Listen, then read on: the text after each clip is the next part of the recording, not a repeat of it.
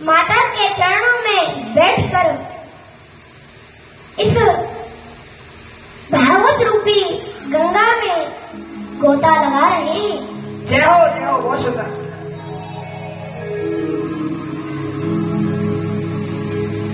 सभी भक्त मिलकर उस परमात्मा का धन्यवाद करें, उस प्रभु का मन से भजन करें। जय हो, बोलिए ठाकुर जी महाराज की जय हो। अरे माया जाल में हो फंस के, माया जाल में। देखो गांव कितना बड़ा है, कितना बड़ा है, इतना बड़ा है। अगर पूरे गांव के या कथा में आ जाए तो जगह नहीं मिलेगी। बताइए, अच्छा क्यों नहीं आ रहे हैं? बताओ क्यों नहीं आ रहे हैं? क्योंकि माया में ऐसे फंस गए हैं। हमने इतने बड़े बड़े बिजनेसमैन देखे, बोले महाराज क्या बताएं, हम मर भी नहीं सकते, भजन करना तो छोड़ो, मर भी नहीं सकते, इतनी टेंशन है। अगर मर भी गए तो बड़ी बदनामी होगी मरने के बाद, मर गए। तो इसलिए बताया है, हो माया जाल में, अरे फंस के माया जाल में। हाँ देखो, हम यहाँ के जो बुजुर्ग हैं उनके बड़े आभारी हैं। सबसे पहले जब हम आए इस बारात घर में, सभी बुजुर्ग यहाँ बैठे थे, हमने निवेदन किया कथा के लिए। उन्होंने कहा करो महाराज, सहयोग होगा जैसा करेंगे। और आज भी वो ताश पत्ते नहीं खेल रहे हैं, कथा सुन रहे हैं। कहीं कहीं हम देखते हैं वो ताश ही बंद नहीं होते। बुरा मत मानना, हम सरखेड़ा गांव में कथा करने गए, मंदिर में कथा चल रही थी और मंदिर में एक कमरा ऐसा बना था, उसमें ताश होते रहते थे। खूब कथा बढ़िया हुई, पूरा गांव कथा सुनने आया, लेकिन ताश खेलने वाले वहां से बाहर भी निकले। 5 बजे तक कथा होती और 5-6 बजे तक वो ताश खेलते। लेकिन यहाँ के बुजुर्गों का एक बार ताली बजाकर सम्मान करें, जो इस कथा में सभी मन से बैठे हैं, कथा सुन रहे हैं। अरे माया जाल में और धुन क्या, माया जाल में। अरे कैसे हो, कैसे? देखो वास्तव में आप इस कथा से प्रसन्न हैं। ध्यान देना, भगवान की हम भक्ति कर रहे हैं, भक्ति जिसका कोई मोल नहीं है। आपसे कोई पूछे कि संसार में सबसे अनमोल चीज क्या है, तो क्या है? वो भक्ति है, भगवान का भजन है, उसका कोई मोल नहीं है? कबीरा सब जग निर्धना, या धनवंता नहीं कोई, धनवंता सोई जानी हो जब राम नाम धन।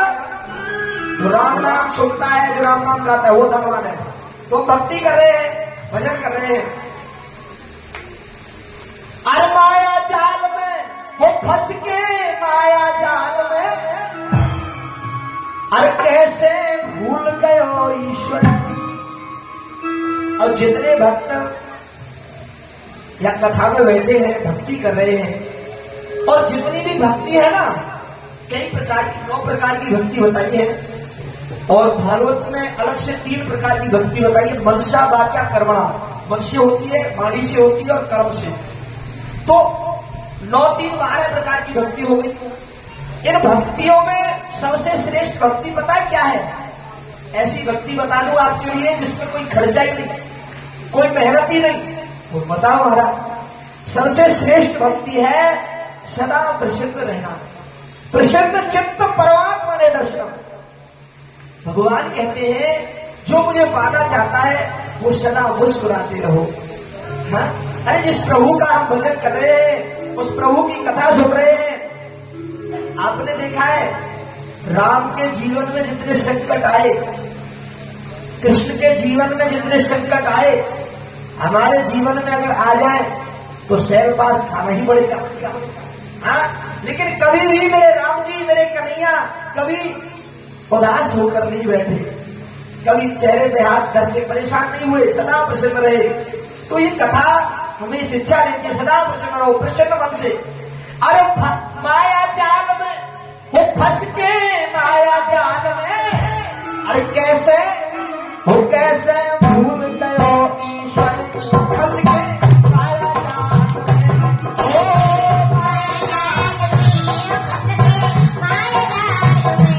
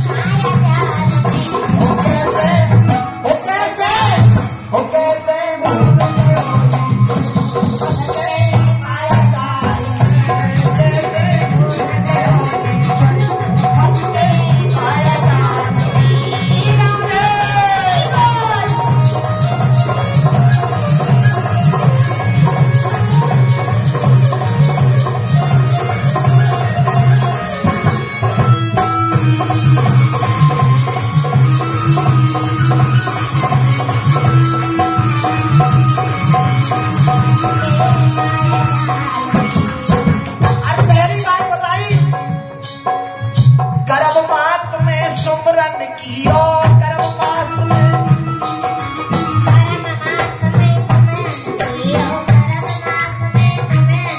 अरे बाहर आए नाम नाय लियो। भगवान कपिल ने जब माता देवहूति को ये कथा सुनाई, बहुत छोटे थे, व्यास गद्दी पे बैठ गए, माता देवहूति ने पूजन किया। तो माता देवहूति ने पूछा, प्रभु जब बालक माँ के गर्भ में रहता है तो बड़ा सुखी रहता होगा, वहां तो ना धूप लगती है, न सर्दी न गर्मी, हाँ वहां तो बड़ा कोई टेंशन ही नहीं है, न लेने की न देने की। तो भगवान कपिल ने कहा, माता माँ के गर्भ में जब ये जीवात्मा रहता है तो ये मत पूछो कितना कष्ट पाता है, इतना दुखी रहता है, ना तो कभी पहले हुआ ना बाद में होगा, बड़ा दुखी रहता है। माँ अगर कोई गर्म चीज खा ले तो इसे कष्ट होता है, ठंडी खा ले तो कष्ट होता है, नमकीन खा ले तब भी कष्ट होता है, बड़ा कष्ट पाता है। अब वहां घबराता है, दुखी रहता है, हाँ, और उल्टा लटका रहता है, मुख नीचे पैर ऊपर। आप किसी पहलवान को 1 घंटे उल्टा लटका दो, छठी का दूध याद आ जाएगा, वो तो 9 महीने लटका रहता है, बड़ा दुखी रहता है, कष्ट पाता है, उस परमात्मा की याद करता है। और ध्यान देना, जब माँ के गर्भ में जीवात्मा रहता है तो जन्म जन्मांतर की बात इसे याद आती है। उस जन्म में मैं कुत्ता बना, मैंने कुत्ता जैसा कर्म किया, उस जन्म में मैं पशु बना, फिर पंछी बना, हाँ चेटा चेटी करकेटा 84 लाख योनि भोगने के बाद मैं मनुष्य बना, लेकिन मैंने मनुष्य बनकर मनुष्य जैसा कर्म नहीं किया, नहीं तो आज मुझे इस नरक में आना नहीं पड़ता। मनुष्य बनकर अगर मनुष्य जैसा कर्म करे तो ध्यान देना, वो दोबारा मनुष्य नहीं बनता, वो गोलोक धाम में चला जाता है, वहां तो कोई दुखी नहीं है, वो परमात्मा का भक्त बन जाता है। और कैसा स्वरूप मिलता है, बिल्कुल भगवान के जैसा। हाँ, तो वहां उस परमात्मा की याद करता है, प्रभु दोबारा मुझे मनुष्य बनाया है, मैं वचन देता हूँ आप मुझे यहाँ से बाहर निकालो, और मैं वचन देता हूँ, वादा करता हूँ, बाहर निकलने के बाद केवल तुम्हारा भजन करूंगा, भजन। भगवान कहते हैं, मैं जानता हूँ कर्म का ज्ञान तू गर्भ में ही छोड़कर जाएगा, बाहर जाते ही सब कुछ भूल जाएगा। ध्यान देना, जब बालक जन्म लेता है तो वो रोता है, क्यों रोता है? वो इसीलिए रोता है कि मैं वादा करके आया हूँ भगवान के भजन का, सत्कर्म का, लेकिन ये माया खड़ी है, इस माया में ऐसा फंसूंगा कि थोड़ा सा समय भी मुझे ईमानदारी से भजन के लिए नहीं मिलेगा। मंदिर में जाने के बाद भी याद आती है घर की, कथा में बैठकर भी लोग उठकर घर जाते हैं, कहीं गेट तो खुला नहीं रहेगा, हाँ कहीं वो भैंस तो नहीं खुल रही, बताओ है। तो इसलिए अरपा के कर्म में सुमरन कियो, के कर्म में सुमरन कियो, अरे बाहर आए नाम नहीं लियो,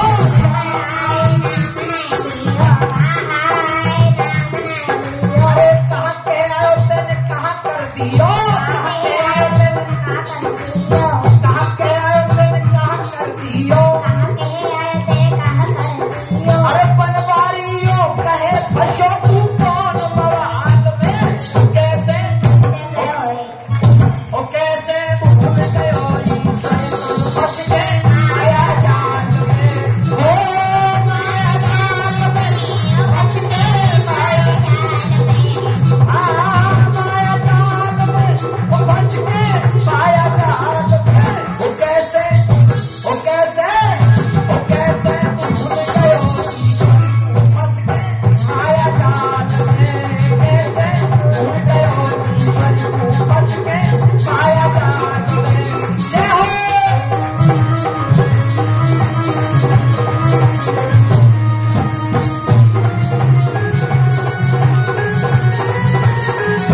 श्री राधे।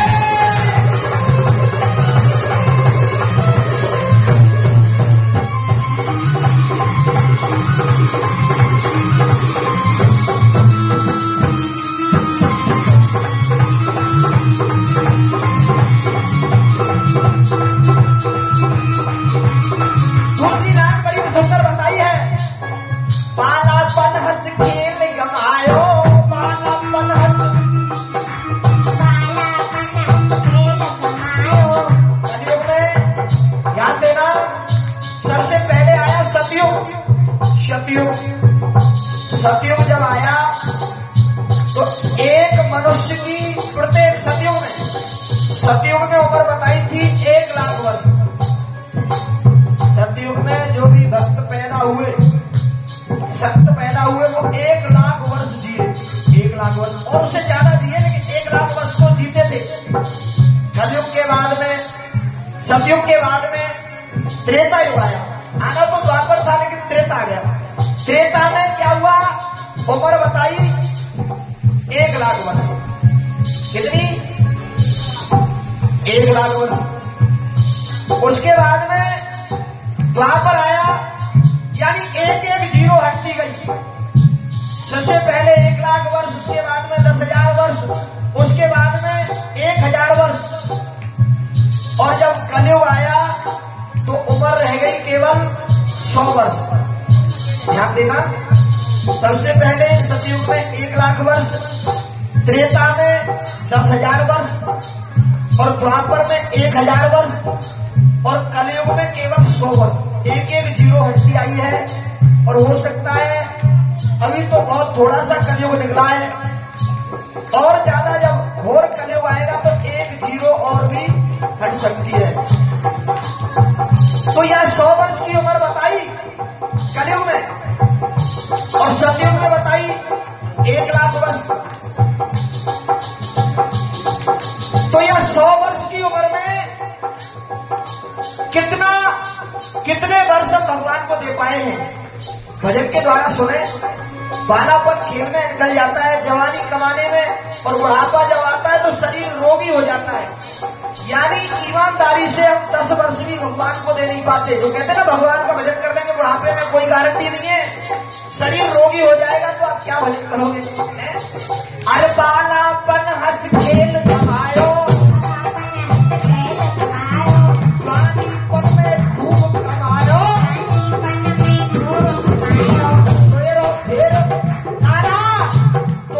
फिर बुढ़ापो आयो। अरे तो फिर बुढ़ापो आयो। अरे राम नाम तू जप ना पायो। अब ध्यान देना, पूरा जीवन निकल गया संसार के कार्यों में, अब बुढ़ापे में क्या होगा? तो बताया किसी कवि ने, पढ़ो पढ़ो सर जाए नाला, हो पढ़ो सर जाए आप जैसे सड़ता पान में। हो पढ़ो सर जाए आप जैसे सड़ता पान में। हो कैसे? हो कैसे? हो कैसे? आया जान में, हो माया जान में, हो भस में, माया जान में, माया जान में, हो भस में, माया जान में।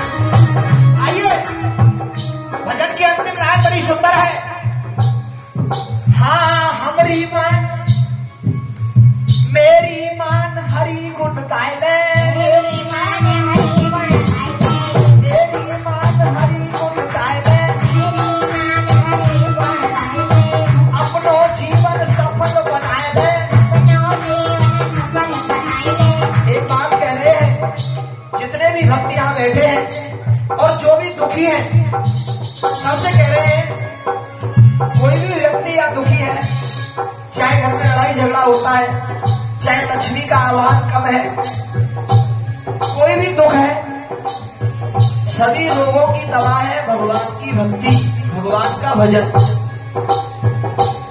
आप केवल उसके नाम को पकड़ लें।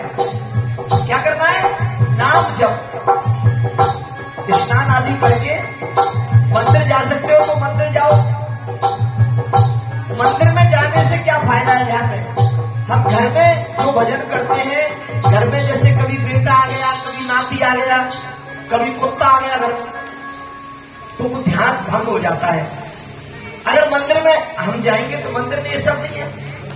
मंदिर में तो भगवान का वहां एक अलग ऊर्जा होती है। उससे भी ज्यादा आपको भजन करना है और ज्यादा मन प्रसन्न करना है तो तीर्थों में चले जाना। और आपका मन, मान लीजिए कोई एक अलग से कमरा घर में बना है, उसमें बैठकर भी आप भजन कर सकते हैं। ऐसा नहीं कि मंदिर में करेंगे तभी मन लगेगा। मंदिर में तीर्थों में जाने के लिए उसको ज्यादा जरूरी है जिसका मन नहीं लगता है। मन नहीं लगता है तो मंदिर में जाओगे तो भगवान की कृपा होगी, तीर्थों में जाओगे और कृपा होगी। तो ध्यान देना, सभी रोगों की दवा है भगवान का भजन, क्योंकि भगवान का दिया हुआ दुख भगवान ही सुख में बदल सकता है और किसी की पावर नहीं है। लोग खामाखानी पैसा खर्च करते हैं। एक बात बताओ, बुखार मुझे चढ़ रही है, बुखार मुझे चढ़ रही है और मैं कहूं हमारे सभी डॉक्टर साहब हैं बहुत अच्छे इस गांव में, ताली बजाकर सम्मान करें डॉक्टर साहब का। हाँ, सबसे पहले जब हम यहाँ आए ना तो हमको कहा कि भाई आप सतरी डॉक्टर के पास जाओ और वो आपकी कथा का प्रसार प्रचार करवाएंगे। और डॉक्टर लोग जो होते बड़े भावुक होते हैं। एक कथा हमारी सतपेड़ा में हुई, वहां भी एक राजेश डॉक्टर थे, बेचारे ने बड़ी मेहनत की। तो ध्यान देना, और मान लीजिए सतरी डॉक्टर साहब के पास में ले गया और मैंने कहा बुखार है, तो उन्होंने दवा दे दी। अब वो दवा मुझे दी और उस दवा को मैं नहीं खाऊं, ध्यान देना सभी, उस दवा को मैं नहीं खाऊं और दवा को दे दूं साउंड वाले भैया को, आप खा लो। अगर वो दवा खाएंगे तो क्या मैं ठीक हो सकता हूं? आप बताइए, हो सकता हूं क्या? नहीं हो सकता। ऐसे ही बीमारी आपको है तो दवा आपको ही खानी पड़ेगी। दवा कौन सी? भगवान नाम दवा। भगवान के नाम का सहारा जिसने भी लिया आनंद रहे। अच्छा एक बात और कहें, जितने भी भक्त हुए, भक्त प्रहलाद हुए, भक्त ध्रुव हुए, भक्त नरसी हुए, राजा हरिचंद, राजा मोरध्वज, मीराबाई, जितने भी भक्त हुए, आप बताइए क्या उनको सुख नहीं मिला? बताइए, सब सुख मिले, सब। ध्रुव जी महाराज 5-5.5 वर्ष की उम्र में जब भजन करके आए, वहां जब भजन करने गए थे, भगवान नारायण को प्रकट किया तो भगवान नारायण से कहा कि प्रभु मैं आपके चरणों की भक्ति पाना चाहता हूँ, मैं संतों की कृपा पाना चाहता हूँ। तो भगवान ने कहा बेटा ध्रुव, भक्ति तो तुम्हें बचपन से ही प्राप्त है, लेकिन पहले आशीर्वाद है कि आप राज भोगो। राज को जो भोगना चाहते हो ना, जो आपके मन में राज की कामना है, मौसी ने गद्दी से उतार दिया, पिता की गद्दी पे बैठने की इच्छा है, तो पहले राज को भोगो, बाद में भक्ति करना। तो जितने भी भक्त बैठे हैं, भगवान कभी भी आप उसकी भक्ति करेंगे तो आपको संसार से अलग नहीं करेगा, सब सुख देगा। और सब सुख देने के बाद में फिर आपको भक्ति प्रदान करता है, फिर आपको गौरव धाम में बुलाता है। इसलिए अरे मेरी मान हरि को दिखाए ले, अपनो जीवन वो अपनो जीवन सफल बनाए ले, अपनो जीवन सफल बनाए ले। सत शक्ति गंगा में नहाए ले,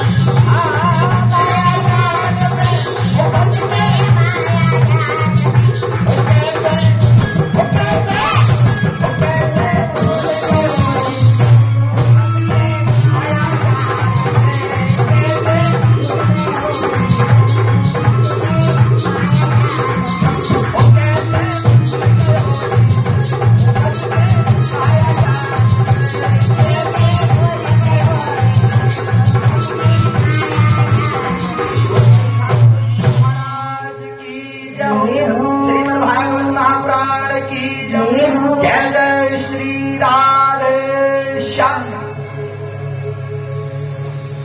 यं प्रवर्जन्तमनुपेत्यं पेतकृत्यं द्विपायनो कातर आजुहाव पुत्रेति तन्मयतया तनवो तमेवोष्टं सर्वभूषजं मुनिमानतोऽस्मि। बोलिए सुखदेव जी महाराज की जय हो। जय हो जय हो। बहुत शुक्रिया। माताओं, संसार में सुख किसके पास है? जो भगवान का हो गया उसे सपने में भी दुख मिल नहीं सकता। जय हो जय हो। बहुत शुक्रिया। जान लेना सुख भी भगवान के भक्तों के पास बताया है, और ईमानदारी का जो धन है वो धन भी भक्तों के पास ही बताया है। सुने, इस बात को मैं नहीं, श्री कबीर दास जी कहते हैं। सुने, कबीरा शब जग निरधना, कबीरा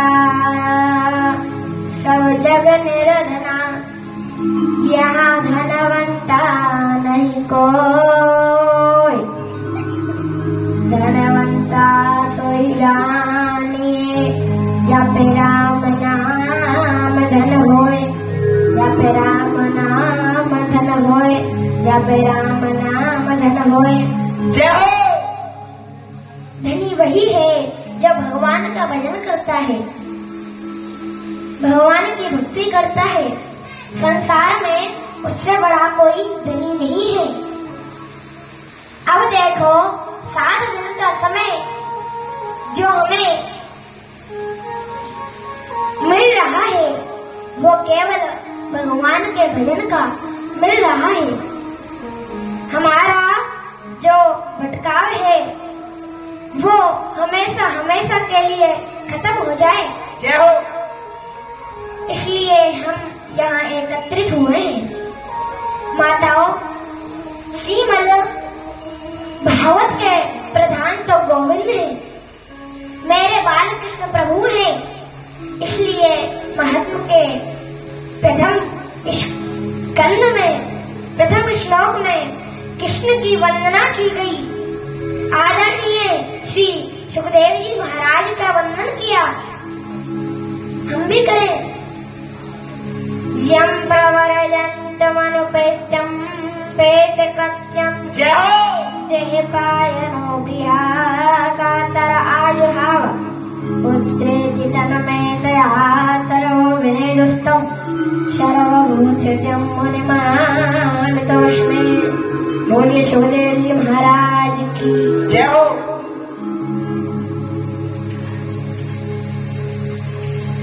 माताओं, सुखदेव जी को प्रणाम किया। बड़ी सुंदर बात है, सुने। जैसे हम इस पवित्र भूमि पर बैठकर श्रीमद् भागवत कथा के लिए एकत्रित हुए हैं, ऐसा ही एक सुंदर स्थान है, जिस स्थान का नाम है, जिस जगह का नाम है नैमिषारण्य तीर्थ, नैमिषारण्य क्षेत्र, जहाँ 88,000 ऋषि बैठकर भगवान का भजन कर रहे हैं। जय हो जय हो। बहुत शुक्रिया महाराज। जिनकी बड़ी लंबी लंबी उम्र है, जिन्हें हम कहते हैं शौनकादिक ऋषि। आप दर्शन करें, नैमिषारण्य तीर्थ में सभी संत विराजमान हैं। प्रातः काल अपने नित्य कर्म से निवृत्त होकर जब वो बैठे थे, उनके बीच में श्री सूत जी का आगमन हुआ, जिनकी उम्र है केवल 20 वर्ष की। जय हो। 20 वर्ष के युवा सूत जी को देखकर सभी संतजन खड़े हो गए। बोलिए सूत जी महाराज की जय हो। जय हो। और बोले, आइए महाराज, पधारिए, स्वागत है आपका। कोई आसन बिछा रहा है, कोई पात्र में जल लेकर खड़ा है। ध्यान दें, हम भागवत कथा सुन रहे हैं। जय हो, बहुत सुंदर। जो सबसे बड़ा पुण्य है वो इस कथा को सुनना, लेकिन इसमें जो लिखा है उसे आप अपने मन में, अपने हृदय में उतारें। हमारे गुरुजी कहते हैं कि बेटा, भक्त तो कथा में बैठते हैं, भक्त तो कथा में बैठते हैं, लेकिन कथा भक्तों के मन में नहीं बैठती। बोलिए व्यास जी महाराज की जय हो। बहुत सुंदर महाराज, बहुत सुंदर। इसलिए आप कथा को मन में, अपने हृदय में बिठाएं। माताओं, सबसे पहली बात भागवत में लिखी है, हम अगर गृहस्थी हैं तो हमें घर पर आए हुए अतिथि का सत्कार करना चाहिए। बोलिए ठाकुर जी महाराज की जय हो। बहुत सुंदर महाराज, बहुत सुंदर। और अतिथि सत्कार होता है इन 3 चीजों से। कौन कौन सी सुने? जो सबके पास रहती है, चाहे वो अमीर हो चाहे वो गरीब हो, सबके पास रहती है। सुने, पहली चीज है आओ जी। आप मन से कहें आओ जी। दूसरी बात बैठो जी। बैठो महाराज, बैठो भैया। और तीसरी बात पियो पानी। हमारे बुजुर्ग कहते हैं आओ बैठो पियो पानी, 3 चीज मोल ना लानी। आओ बैठो पियो पानी, 3 चीज मोल ना लानी।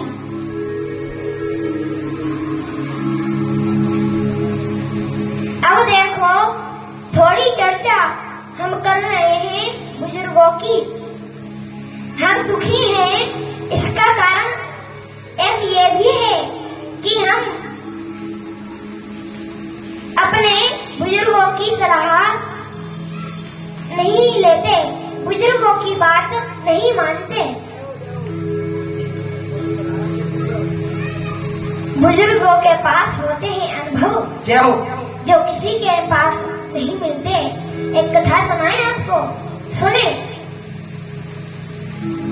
एक बार एक रेलगाड़ी मथुरा से, दिल्ली से मथुरा जा रही थी। जय हो, जय हो।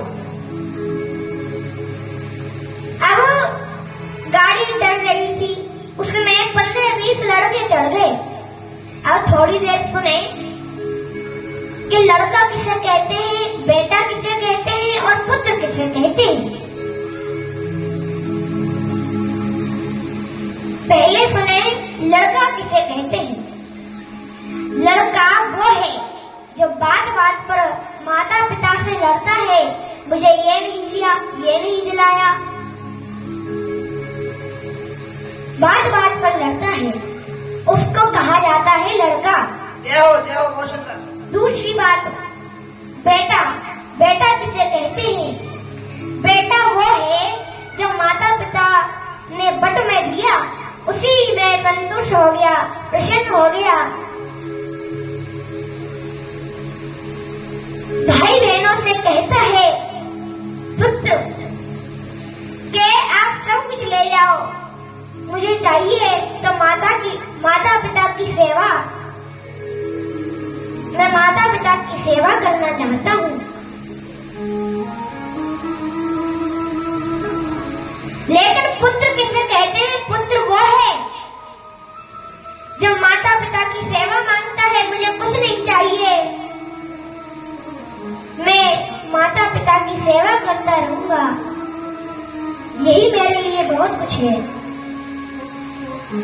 अब 15-20 लड़के चढ़ गए, गाड़ी चली जा रही है।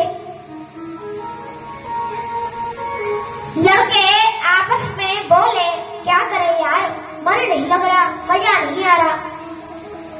दूसरा बोला ऐसा कुछ करो जो मजा आ जाए। तीसरा बोला, मेरे पास एक आइडिया है, सुनो। रेलगाड़ी की जंजीर खींच दो, गाड़ी रुकेगी, यात्रियों को तकलीफ होगी और हमें मजा आएगा। जय हो। दूसरा बोला, दिखाई नहीं देता, अंधे हो क्या? सामने लिखा है जंजीर खींचने पर 500 रुपए का जुर्माना या 6 महीने की सजा। एक बोला, कोई बात नहीं, हम 15 दोस्त हैं, तो क्या 500 रुपए इकट्ठा नहीं कर सकते?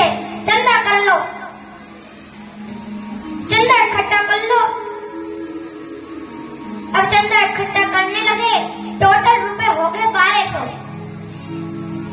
अब बगल में एक पहलवान खड़ा था, वो 1200 रुपए उस पहलवान को दे दिए। अब वो पहलवान ताकतवर था, अब उसके पास रुपए गए तो और ताकत बढ़ गई। बोला, सुनो, अब ये पैसे भी खर्च नहीं होंगे, ऐसा करो, जंजीर खींच दो, गाड़ी रुक जाएगी तो इस बाबा का नाम लगा देना कि जंजीर इस बूढ़े ने खींची। अब बगल में एक बूढ़ा बैठा था, बूढ़ा आदमी अकेला बैठा था। बोला, भाई, हमने तुम्हारा क्या बिगाड़ा है जो तुम हमें फंसाना चाहते हो? पहलवान बोला, ये ऐसे ही गिड़गिड़ाएगा और हमें मजा आएगा।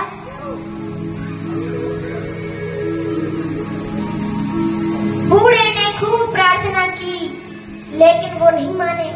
भक्तों, ध्यान से सुनना, रेलगाड़ी की जंजीर खींच गई, गाड़ी रुक गई। टीटी साहब सिपाहियों के साथ डिब्बे में आ गए, चेकिंग शुरू हो गई। जंजीर किसने खींची, जंजीर किसने खींची? वो 15 दोस्त बोले, साहब, जंजीर इस बूढ़े आदमी ने खींची।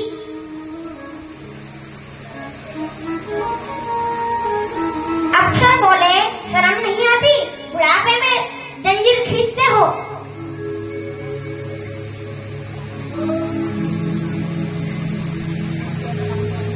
तो वो बूढ़ा आदमी बोला, बाबा ने हिम्मत करके कहा, साहब, जंजीर तो खींची, लेकिन क्यों खींची ये भी तो सुनो। अगर कोई चलती रेलगाड़ी में जंजीर खींचे तो कोई कष्ट तो होगा ही। अफसर बोले, बताइए क्या परेशानी है? बाबा बोले, साहब, क्या बताएं, हमारे पास 1200 रुपए थे, तो इस पहलवान ने निकाल लिए।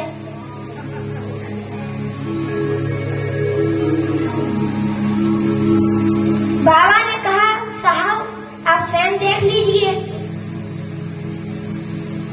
अफसर ने जैसे ही पहलवान को पकड़ा और जेब में हाथ दिया तो टोटल 1200।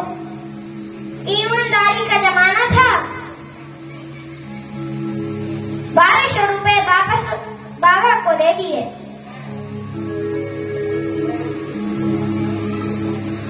और कहा, आपने बहुत हिम्मत से काम लिया, जंजीर खींचकर अच्छा किया।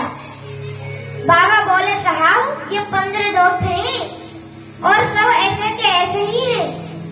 साहब बोले, पकड़ लो सबको। सिपाहियों ने सबको पकड़ लिया। अब अगले स्टेशन पर गाड़ी रुकी तो सबको पकड़कर पुलिस वाले ले जा रहे थे। तो वो लड़के बाबा को आंखें दिखा दिखा कर डरा रहे थे। तो बाबा ने अपने सर पर हाथ घुमाया, कहा, आए हमें फंसाने वाले, ये जो सफेदी आई है ना, ये धूप की नहीं है। तो एक बाबा ने सबको अंदर करवा दिया। किसके कारण? अनुभव के कारण, जो हमें बुजुर्गों से मिलते हैं। बोलिए व्यास जी महाराज की ये हो। हम सबको माता पिता सास ससुर के पास थोड़ी देर जरूर बैठना चाहिए। प्रेम से बोलिए हर हर महादेव, हर हर महादेव, हर हर महादेव शंभू।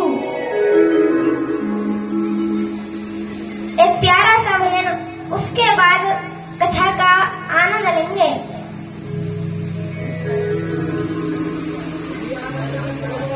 की जय हो, श्री ठाकुर जी महाराज की जय हो। ये महाराज जी ने बहुत सुंदर आपको वर्णन सुनाया बुजुर्गों के बारे में।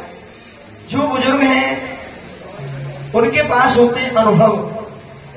हम जैसे भक्ति करते हैं, मंदिर जाते हैं, तीर्थों में जाते हैं, वैसे ही हमें अपने बुजुर्गों के पास भी जरूर बैठना चाहिए और उनसे अपने जीवन में जो उन्होंने किया है वो पूछना चाहिए कि हम कैसे कैसे अपना जीवन यापन करें।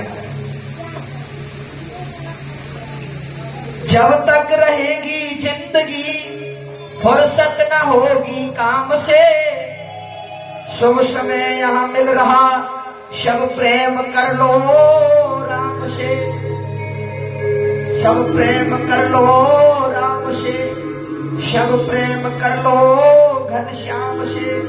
बोली कृष्ण कन्हैया लाल की जय हो। अरे चाहे श्याम रंग में, देखो महाराज जी बहुत छोटे हैं, जो भी कुछ बोल रहे हैं आप समझदार हैं, व्यास तो बहुत बड़े बड़े होते हैं, ये आपके बालक हैं, आप स्वीकार करें। और बाल व्यास हैं, आप जो भी कथा सुन रहे हैं पूरा पूर्ण आपको मिलेगा।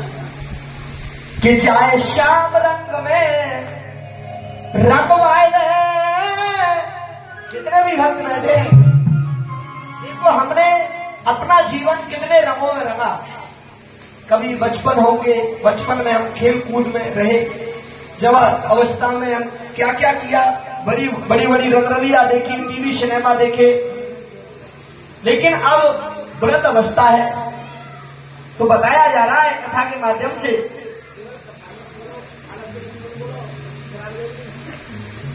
कि चाहे श्याम रंग में,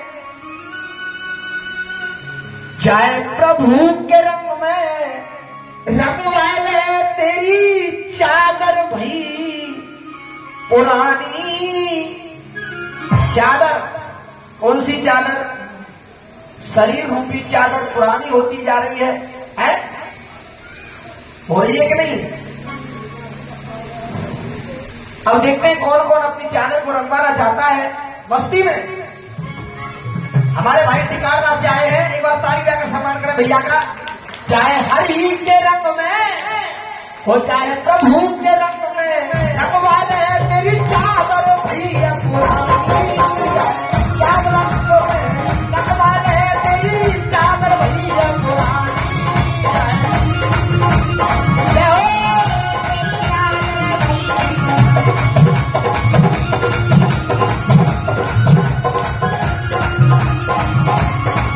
तेरी चादर भई पुरानी, बाबरे चादर भई पुरानी हो।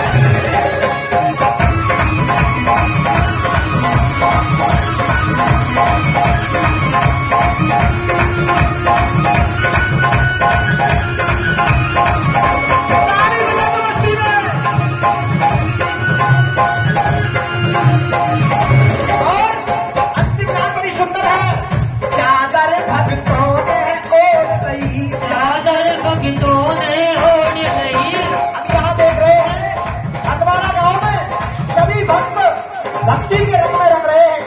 वो चादर भक्तों ने ओढ़ ली, चादर भक्तों ने ओढ़ ली, चादर भक्तों ने ओढ़ ली, चादर भक्तों ने ओढ़ ली, और कथा के रंग में ओढ़ ली, कथा के रंग में ओढ़ ली, और कथा के रंग में ओढ़ ली, और कथा के रंग में ओढ़ ली। जहाँ भगवत कथा को सुन करके ईश्वर की मेरा जाती, जैसा रंग में रंगवाए मेरी चादर भी अपुरानी।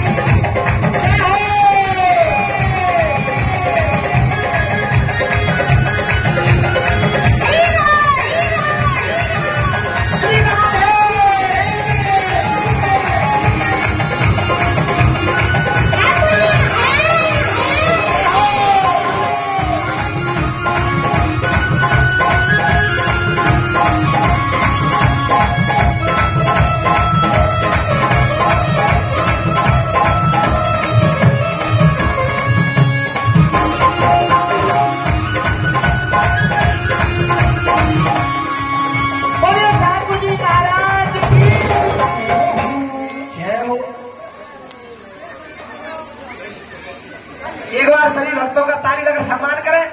देखो आनंद क्या है, आनंद जो है वो ऐसा है कि एक बार जिसे आ जाए तो कभी दुख में बदलता नहीं है। हाँ, संसार का सुख जो है वो तो जब जाएगा आपको दुख देकर जाएगा, ध्यान देना। हम हर समय प्रार्थना करते हैं सुख आए सुख आए, लेकिन सुख आ तो जाएगा, लेकिन जब जाएगा तो आपको दुख देकर जाएगा। और सुख में आप भगवान को भी भूल जाते हो, सुख में आप अपनों को भी भूल जाते हो। तो सुख की कामना मत करना, आनंद की कामना करना। और आनंद, हाँ आनंद जो है भक्ति में अगर आ जाए तो महाराज फिर कभी दुख में नहीं बदलता है, फिर तो वो परमात्मा को देता है। आनंद जो है वो ईश्वर को प्रदान करता है। बोलिए भक्तवत्सल भगवान की जय हो। कृष्णाय वासुदेवाय हरये परमात्मने प्रातः क्लेशनाशाय गोविन्दाय नमो नमः। जय हो। माताओं, सबसे पहली बात, हम गृहस्थी हैं तो हमें अतिथि सत्कार करना चाहिए। 88,000 जो ऋषि हैं उन्होंने श्री सूत जी का सत्कार किया और कहा आप आए हैं, हमारा जीवन धन्य हो गया। आप हमें ऐसी कथा सुनाए जिस कथा को सुनकर संसार के लोगों के मन में जो कष्ट है वो कष्ट दूर हो जाए और अंत में उस परमात्मा की प्राप्ति हो जाए।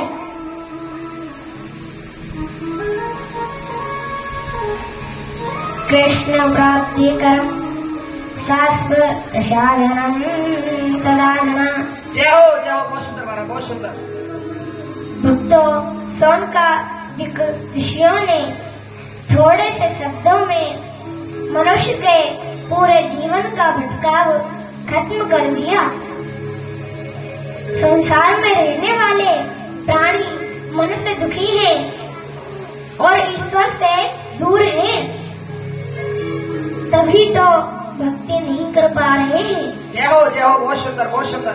माताओं, सूत जी ने सुनकर श्री सूत जी का मन प्रसन्न हो गया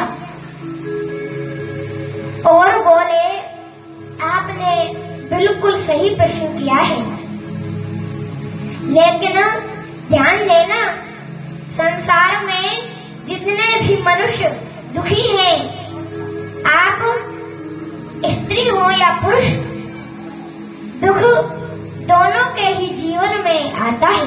ध्यान से सुने सभी। लेकिन दुख कब आता है? जब आप चिंता करते हो। श्री सूत जी महाराज कहते हैं, चिंता को मिटाओ और चिंतन को बढ़ाओ। अब चिंता मिटे कैसे और चिंतन बढ़े कैसे, ये सब शिक्षा हमें मिलती है श्रीमद् भागवत कथा से।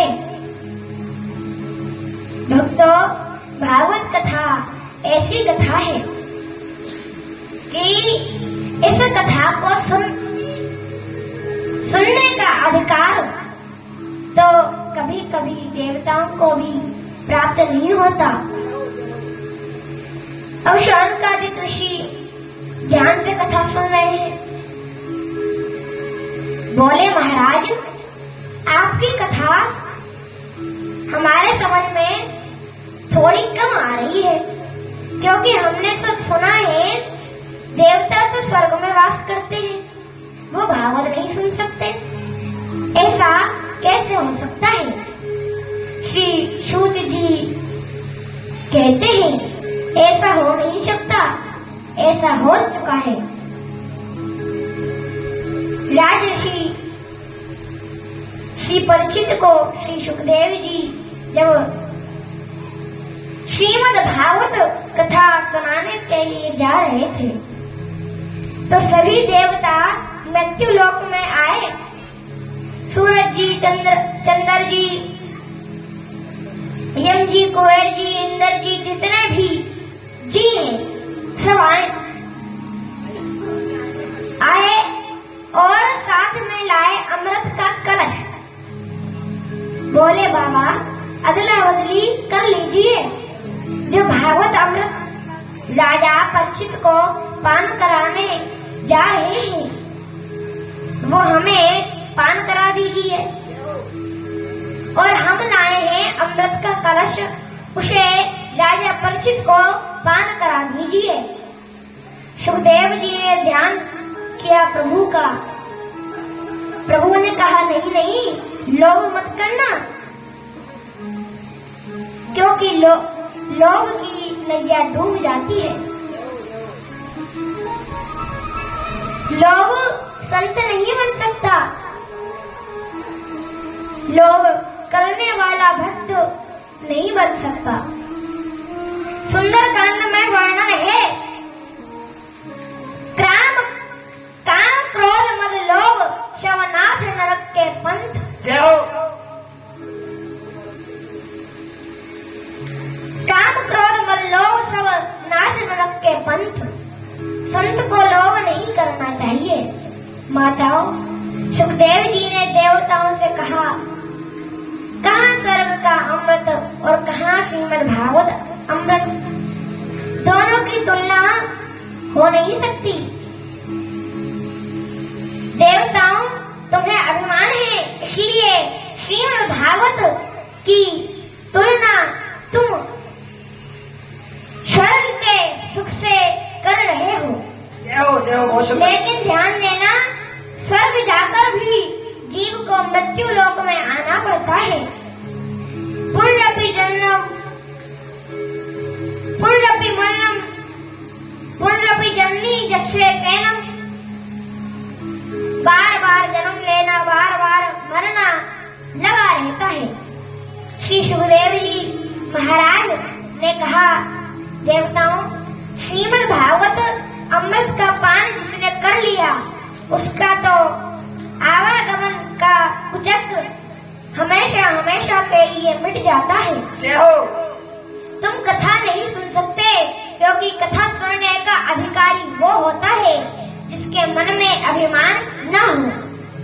इसलिए श्री सुखदेव जी ने भागवत की कथा देवताओं को नहीं सुनाई। देवता जो हैं ब्रह्मा जी के पास गए और बोले, हम मृत्यु लोक में गए और उस नंगा बाबा ने हमें भागवत कथा नहीं सुनाई। जय हो, बहुत सुंदर। और कथा सुनने हम खाली हाथ नहीं गए थे, अमृत का कलश साथ में लेकर गए थे। और उस बाबा ने हमें अमृत के कलश की उस बाबा ने हमारे अमृत के कलशों की कोई कीमत ही नहीं समझी। एक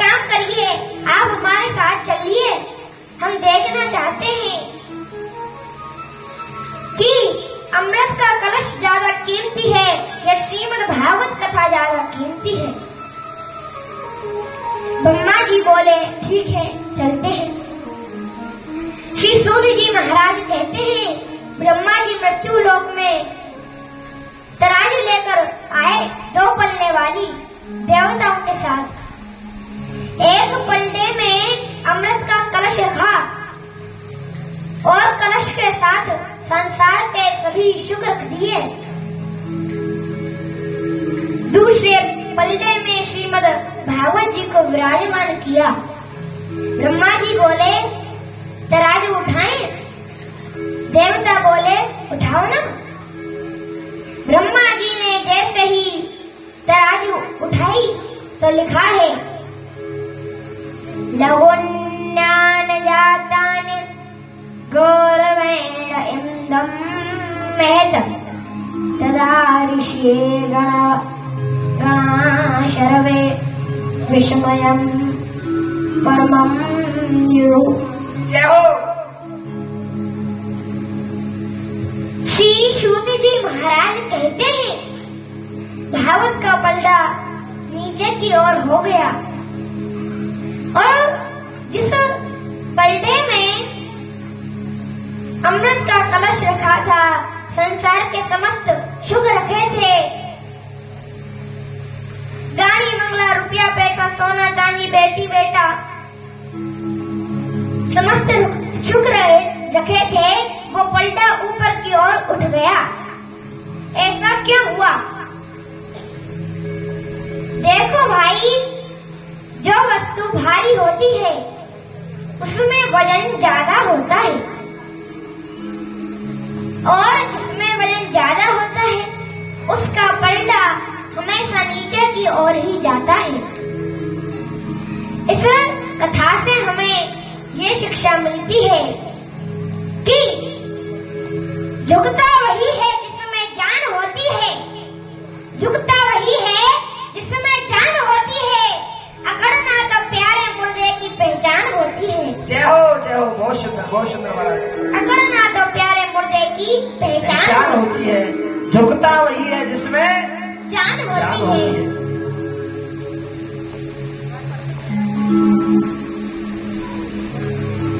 जिस वृक्ष में फल आते हैं उसकी डाली हमेशा नीचे की ओर नवती है। जिस व्यक्ति में गुण होते हैं वो विनम्र होता है। ब्रह्मा जी ने देवताओं से कहा, देवताओं, श्रीमद् भागवत कोई पोथी नहीं है, श्रीमद् भागवत कोई किताब नहीं है, श्रीमद् भागवत तो साक्षात कृष्ण स्वरूप है, स्वयं भगवान की वर्णमयी प्रतिमूर्ति है। श्रीमद् भागवताख्यो अयम प्रत्यक्ष कृष्ण सेवई। भागवत स्वयं कृष्ण है, इसका श्रवण पान करने से जीवन धन्य हो जाता है और अकाल मृत्यु भी मंगलमय हो जाती है। श्री सूत जी कहते हैं नारद जी ने जंजर में भागवत धर्म का प्रसार प्रचार करने के लिए अपने पिता ब्रह्मा जी से चतुर्श्लोक की भागवत कथा सुनी। भागवत जी के 4 श्लोक सुने जो भगवान लक्ष्मीपति श्रीमन नारायण के मुख से निकले हुए हैं। आइए हम भी सुने। अहमेवाशमेवाग्रे नान्यदेतदशतरम् पश्चादहं यदेतच्च यो वशिष्येत सोऽस्म्यहम् नितेरितं यत्र दीयेत न प्रतीयेत चात्मनि तद्विद्यादात्मनो मायाम् यथा भासो यथा तमः यथा महान्ति भूतानि भूतेषु चावचेतनो प्रविष्टान्न प्रविष्टानि तथा तेषु न ते स्वहम् एतावदेव जिज्ञास्वयम् तत्र जिज्ञासुनात्मनः अन्वयम् व्यतिरेकाभ्याम् यस्याति सर्वदा बोलिए भागवत भगवान की जय हो। भक्तों, सूत जी कहते हैं नारद जी श्रीमद् भागवत तो अपने पिता ब्रह्मा जी से ही सुनी थी, लेकिन सप्ताह श्रवण की विधि क्या है ये तो नारद जी ने अपने भाई सनत कुमार ऋषियों से जाना। बोलिए हर हर महादेव, हर हर महादेव, हर हर महादेव शंभू। अब देखो, सौनकादिक ऋषि भाव से कथा सुन रहे हैं, जैसे आप सभी भक्त सुन रहे हैं।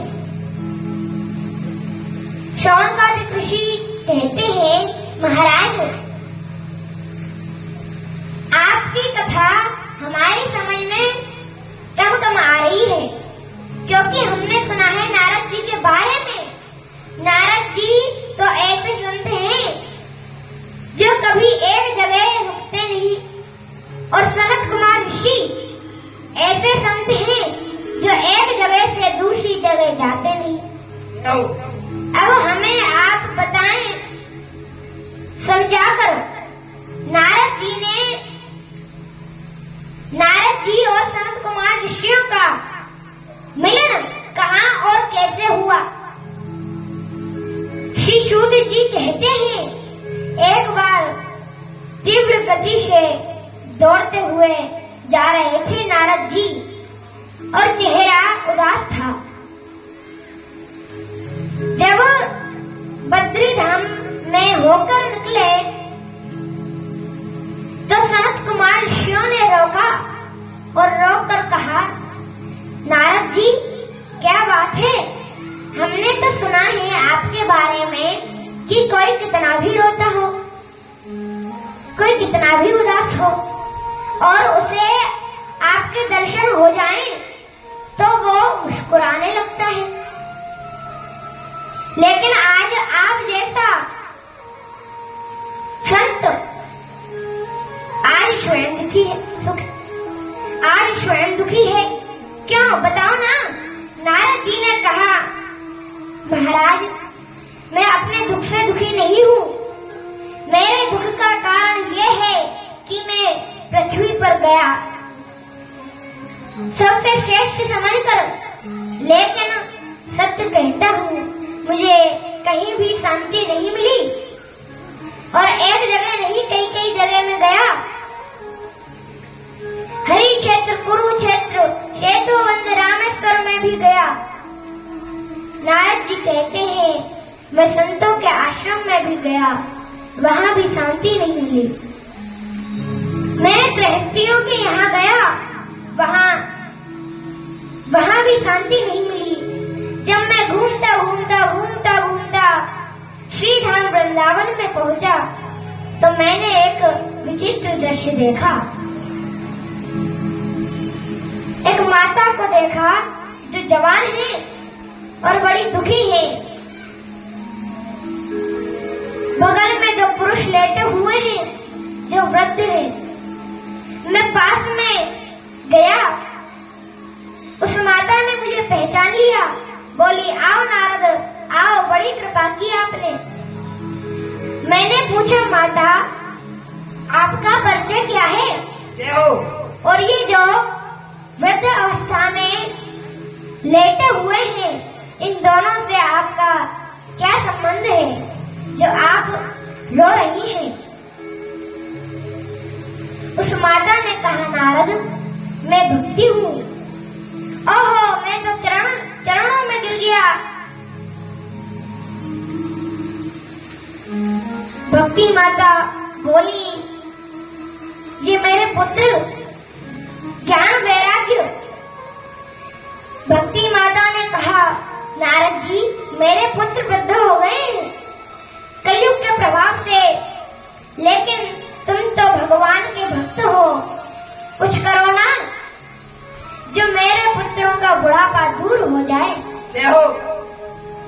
नारद जी कहते हैं मैंने बड़े बड़े प्रयास किए, वेदांत का पाठ किया,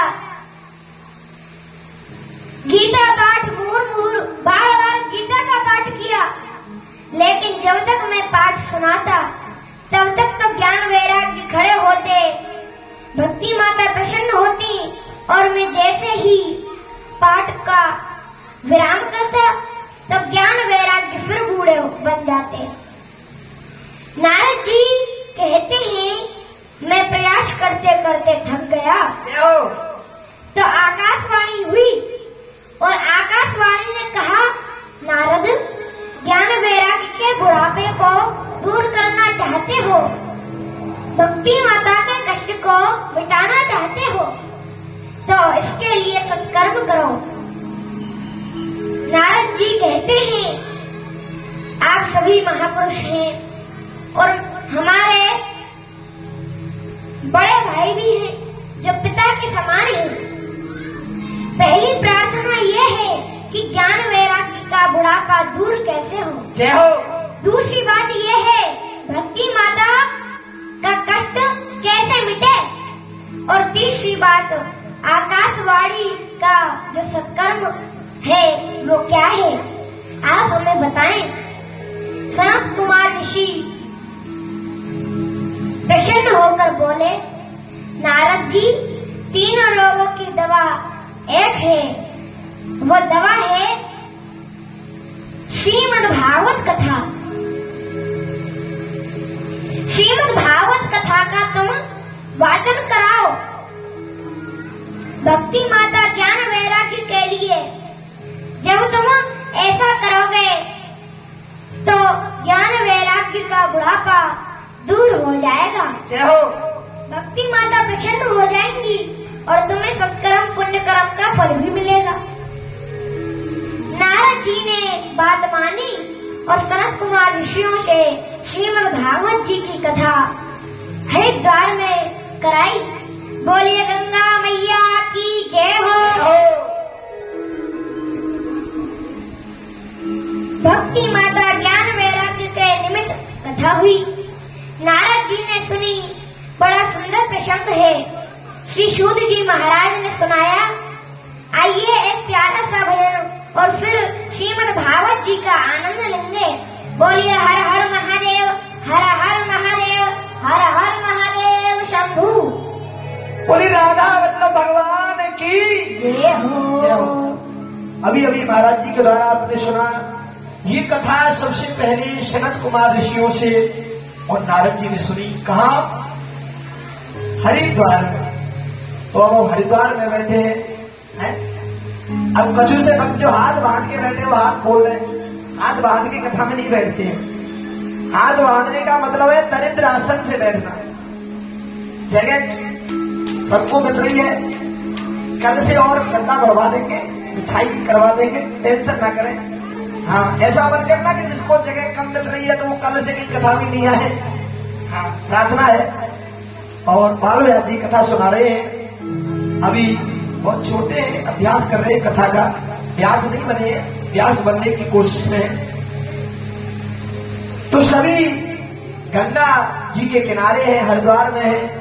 और महीना कौन सा चल रहा है? भादो का। बड़ा श्रेष्ठ महीना है, ध्यान दें। राजा परीक्षित ने भी ये कथा भादो में ही सुनी है।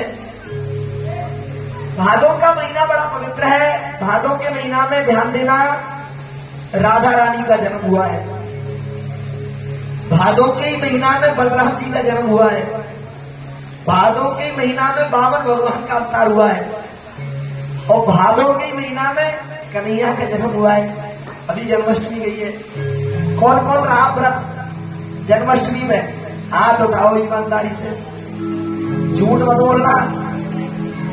हाँ, देखो साल में 2 व्रत तो सबको करने चाहिए। वैसे तो बताया है कि एकादशी व्रत सब भक्तों को करना चाहिए। और एकादशी के बाद में 2, 3, 4 पर्व ऐसे आते हैं वो जरूर करने चाहिए। पहला है जन्माष्टमी का, दूसरा है शिवरात्रि का, तीसरा नवदुर्गा। नवदुर्गा आते हैं 2 बार साल में। ऐसे 4 बार आते हैं पर हम 2 बार ही व्रत करें, 4 बार तो नहीं कर पाते। तो ये 3-4 पर्व ऐसे करने चाहिए। भादों का महीना बड़ा श्रेष्ठ है। हम भी भादों में कथा सुन रहे हैं, तो इस कथा को सुनने का फल और ज्यादा मिलेगा, क्योंकि भादों का महीना चल रहा है। आइए महाराज जी का एक आदेश हुआ एक भजन के लिए, भजन सुने आनंद के साथ।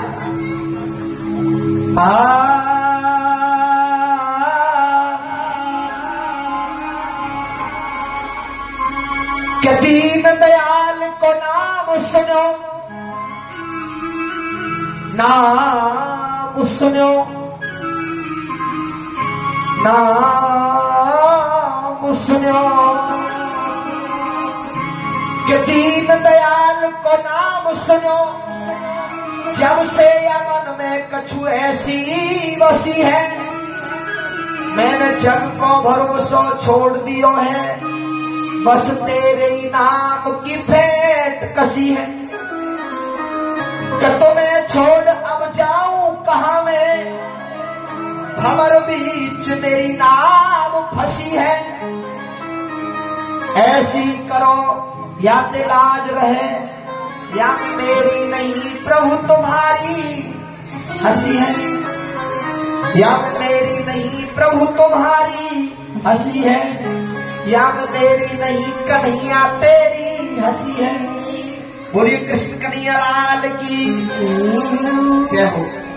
तो आइए सभी भक्त उस परमात्मा से प्रार्थना करें कि प्रभु आज हम कथा प्रांगण में हैं, भक्ति कर रहे हैं, तो हमारी नैया पार लगाना और इस छोटे से व्यास की भी लगाना। हाँ। होकर सी के भात भरैया,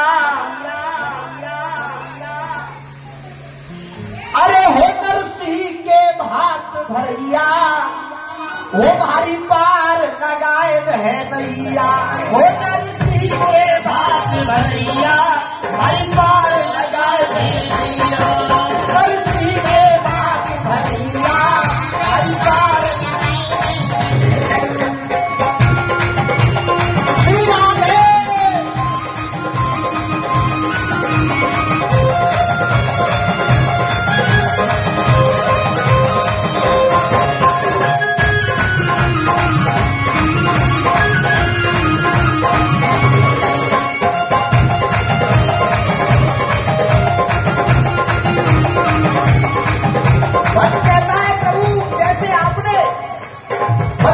का भाग भरवाया, द्रौपदी की लाज बचाई, मीराबाई का जहर का प्याला अमृत बना दिया।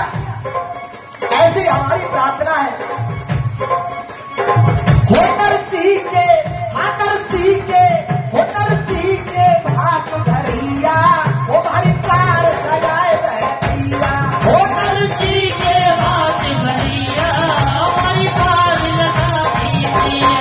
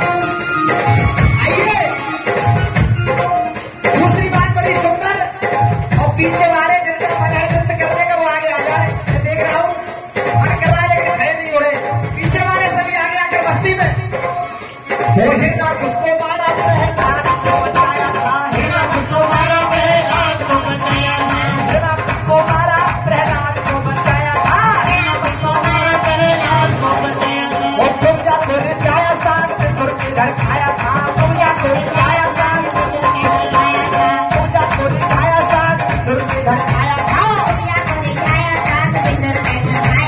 शिशुपाल महाराजा के सिर में समाया था, शिशुपाल महाराजा के सिर में समाया था,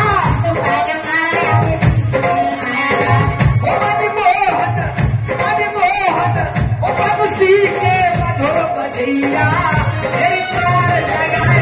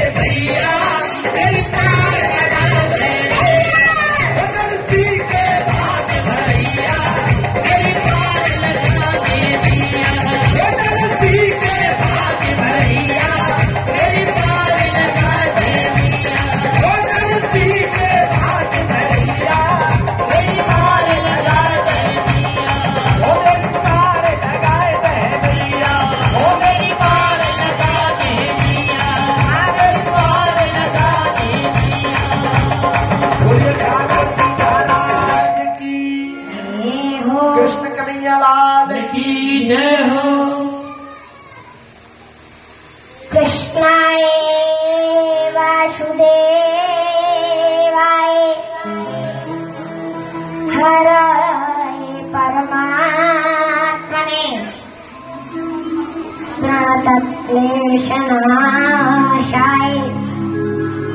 गोविन्दाय नमो नमः।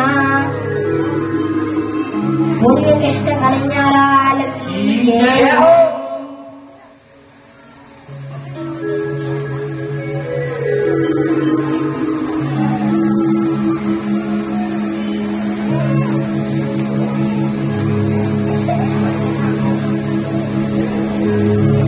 श्री सूत जी महाराज कहते हैं, सनत कुमार ऋषि कथा सुना रहे थे। भक्ति देवी कथा में प्रकट हो गई। सनत कुमार ऋषि बोले, देवी तुम आ गई, अब भक्तों के हृदय में वास करो, वास करो, वास करो। जय हो। ज्ञान वैराग्य का बुढ़ापा दूर हो गया। माताओं भक्ति देवी जब कथा में आ गई तो कीर्तन होने लगा। लिखा है, प्रहलादस्तालधारी तरल गदया चाउलवा कांशधारी जय हो। वेणाधारे ऋषि कुशलतया व्याग करता जनाभूत इंद्रोवादी मृदंगम जय जय शुकरा कीर्तने ते कुमारः यत्राग्रे भक्ता शर शर चन्या व्यासपुत्रो गौभा। जय हो। सूत जी महाराज कहते हैं, प्रहलाद जी ताली बजाने लगे, उद्धव जी कासा बजाने लगे, देवराय इंद्र मृदंग बजाने लगे, सनत कुमार जी जय जयकार की ध्वनि लगा रहे हैं और जितने भी संत महात्मा सब नृत्य करने लगे।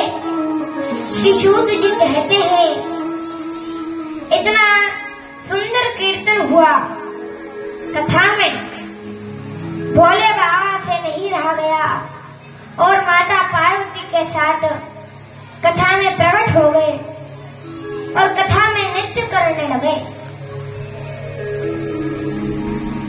माताओं, कथा में तो संत भी नृत्य करते हैं, कथा में तो देवता भी नृत्य करते हैं। कथा में देवता भी नृत्य करने के लिए तरसते हैं।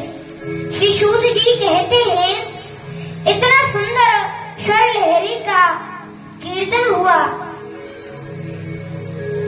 मेरे प्रभु से नहीं रहा गया और मेरे बाल कृष्ण प्रभु कथा में एवं कीर्तन में प्रकट हो गए। बोलिए बाल कृष्ण लाल की जय हो। भक्तों से बोलिए, मांगिए क्या चाहिए। भक्त बोले, प्रभु आपके दर्शन करके जीवन धन्य हो गया। आशीर्वाद देना चाहते हो तो एक ही आशीर्वाद दे दो कि हम जब जब तुम्हारी कथा कराएं, कीर्तन कराएं, दरबार लगाएं तो आपके दर्शन हमें होते रहें। जय हो। भगवान ने कहा तथास्तु। ध्यान देना भक्तों, जहाँ भी भगवान की कथा होती है वहाँ भगवान जरूर आते हैं और जिनकी जैसी कामना होती है उसे पूरी जरूर करते हैं। आइए हम भी भगवान का कीर्तन करें मन से। बोलिए हर हर महादेव, हर हर महादेव, हर हर महादेव शंभू। भैया प्रसाद लेकर जाना, बस आरती करा रहे हैं, बैठ जाए, करा रहे हैं। आप ऐसे मत समझो कि रात में 9 बजे तक कथा चलेगी और कहीं चलती। हाँ, 3 बजे तक का कथा का समय था, कोई बात नहीं। कितना टाइम हो रहा भैया? 3:15 बज गए थे तो उठकर जाने लगे। हाँ, कोई बात नहीं, 3 बजे तक ही कथा होगी। आज थोड़े कलाकार भी लेट आए, महाराज जी भी थोड़े लेट आए हैं, तो कल से ठीक 12 बजे। अच्छा एक बात बताओ, 12 बजे कौन कौन आया है? कौन कौन आया है 12 बजे? ईमानदारी से बताओ, 12 बजे अब 12 बजे आने वाले ज्यादा से ज्यादा 8-10 भक्त हैं, तो सभी से निवेदन है जो उठकर जा रहे थे वो ठीक 12 बजे जरूर आए। हाँ, नहीं तो लेट आओगे तो लेट ही जाना पड़ेगा। कथा तो 3 बजे तक ही होगी, लेकिन जो लेट आएंगे उनको कोई भी काम दिया जा सकता है, झाड़ू लगाने का या रोटी बना